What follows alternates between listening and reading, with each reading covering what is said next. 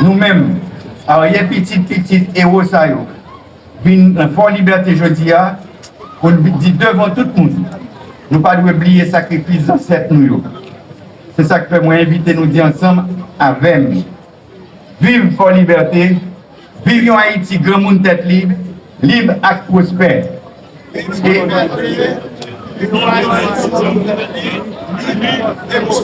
Et nous gagnons arrêté qui paraît, côté il dit que l'État haïtien reconnaît et consacre la proclamation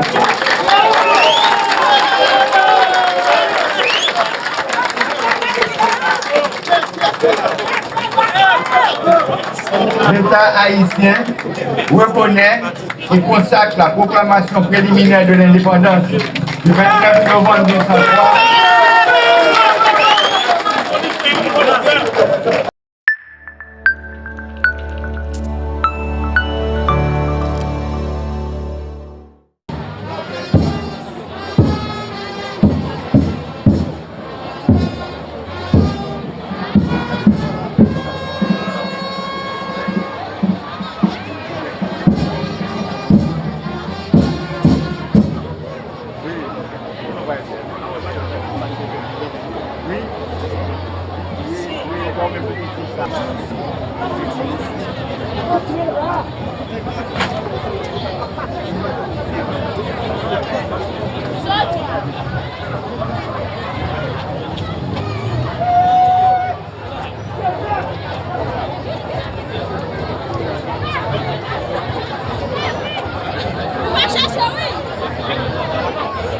Et maintenant, j'ai l'honneur d'inviter le président du Conseil présidentiel de transition, l'architecte Leslie Voltaire, à venir nous trouver sur le podium pour délivrer son message de confiance sous vos applaudissements.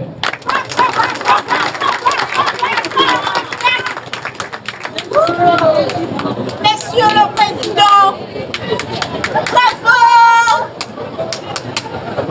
bravo!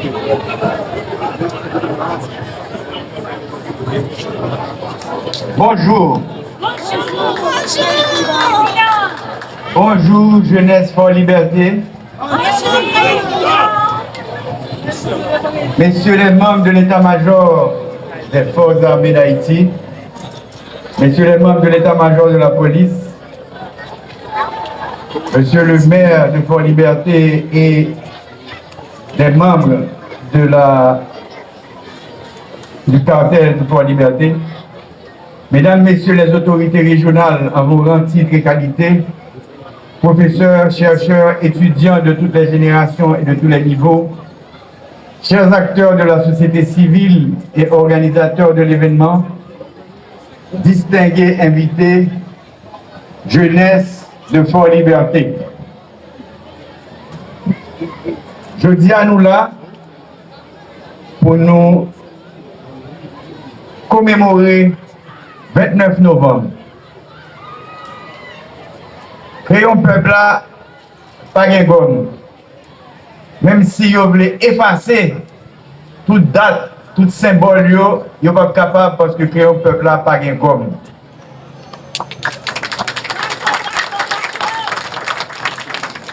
Il m'est cher l'honneur, en ma qualité de président du Conseil présidentiel de transition, de prendre la parole à l'occasion de cette cérémonie autour de la symbolique de la bataille de Vertières le 18 novembre 1803. Le 29 novembre, 11 jours après la victoire, Dessalines, Clairvaux, Christophe, de sortir au Cap et au là pour signer acte d'indépendance.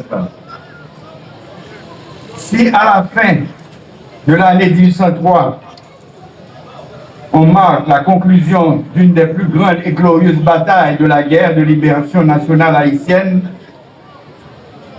entreprise par les captifs africains de Saint-Domingue, contre Napoléon Bonaparte, le roi d'Espagne, le roi d'Angleterre, il reste néanmoins que de nombreux faits d'histoire à objectivement étudier pour comprendre le symbolisme et la signification profonde.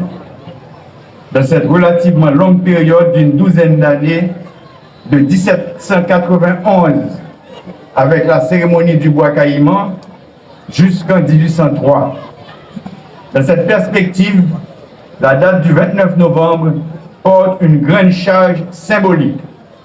En effet, l'événement du 29 novembre 1803, qui a vu la rédaction et la proclamation du premier acte d'indépendance, signé des généraux Dessalines, Christophe et Clairvaux, participe de ces lieux de mémoire à étudier, à élucider, pour en fixer définitivement le sens et la portée pour les générations présentes et futures.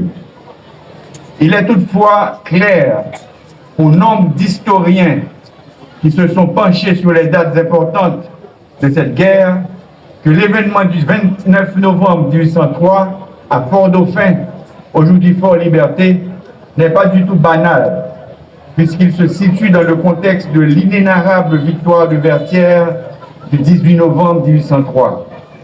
En effet, le lendemain de la défaite des forces militaires françaises de reconquête de Saint-Domingue et du projet de rétablissement de l'odieux système esclavagiste, il avait été dit à l'émissaire français et dans l'acte de capitulation transmis, reconnu et accepté par Donatien Rochambeau que le général Dessalines accordait un délai de 10 jours pour débarrasser le territoire, désormais libéré de tous les débris de l'armée française.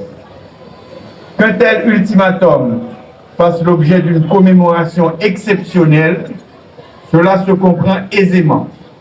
Que cet ultimatum se traduise par la rédaction de l'acte de l'indépendance du 29 novembre 1803, signé de Dessalines, Christophe et Clairvaux, voilà le premier témoignage officiellement consigné de la rupture totale et irréversible de nos pères fondateurs et du peuple haïtien avec tous liens coloniaux et esclavagistes. L'acte signé à Fort-Liberté, en ce 29 novembre 1803, porte les valeurs et les idéaux que chérissent tous ceux pour qui liberté, justice, égalité, dignité sont les valeurs qui sous-tendent toute vraie civilisation humaine.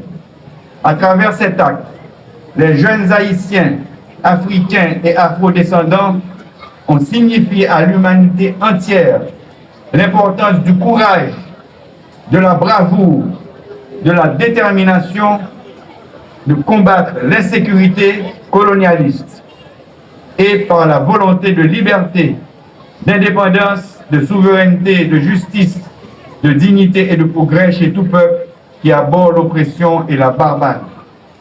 Il appartient aux spécialistes de l'histoire et aux chercheurs de reconstituer les faits dans leur authenticité immuable et d'entretenir leur flamme patriotique pour mieux guider les générations d'Haïtiennes et d'Haïtiens et contribuer à construire dignité et fierté.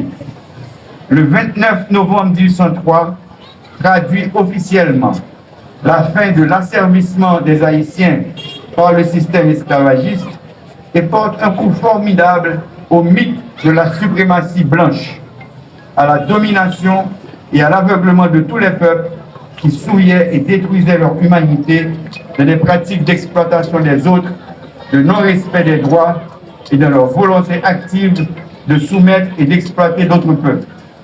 Avec cette célébration du jour, jeunesse de la société civile et toutes les forces vives de Fort-Liberté, cette jeunesse nous rappelle à nous tous ce qu'était la formidable contribution à la lutte de libération du pays du joug colonialiste, esclavagiste et raciste. Nous-mêmes, arrière petit héros ça yo, vin Fort-Liberté jeudi a, on dit devant tout le monde, nous pas oublier le sacrifice d'ancêtres nous. C'est ça que fait moi inviter nous dire ensemble avec nous. Vive Fort-Liberté, vive Haïti, grand monde tête libre, libre et prospère.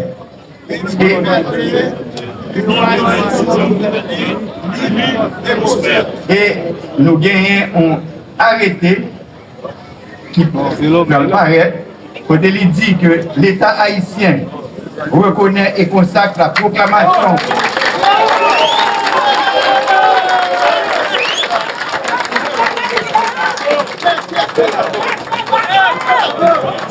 L'État haïtien reconnaît et consacre la proclamation préliminaire de l'indépendance du 29 novembre 1903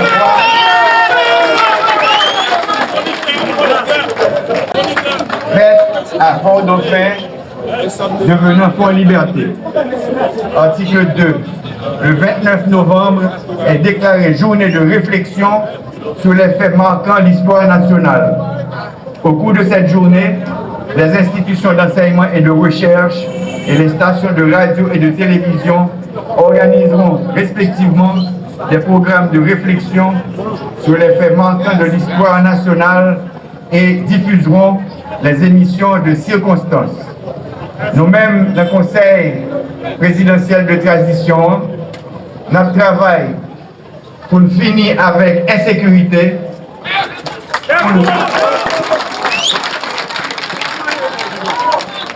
pour diminuer le chômage et pour nous diminuer le grand goût qui a traversé la population.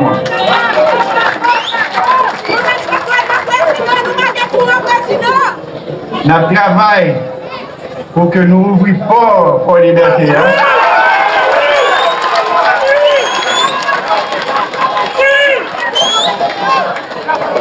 Et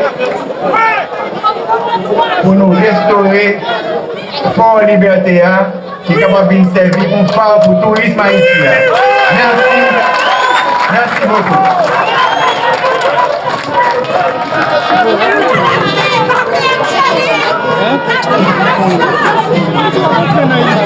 Merci, Monsieur le Président.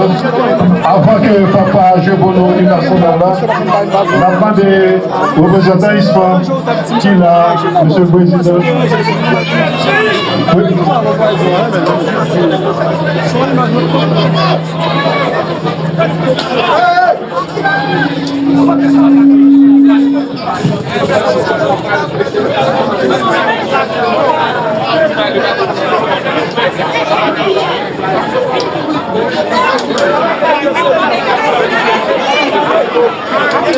Et là, on a demandé, Monsieur le Président, pour recevoir pour nous plein de restauration fort là que l'ISPA, les mêmes travail sur nous. Un bon bravo pour l'ISPA, pour le Président. Merci à vous. Merci à vous.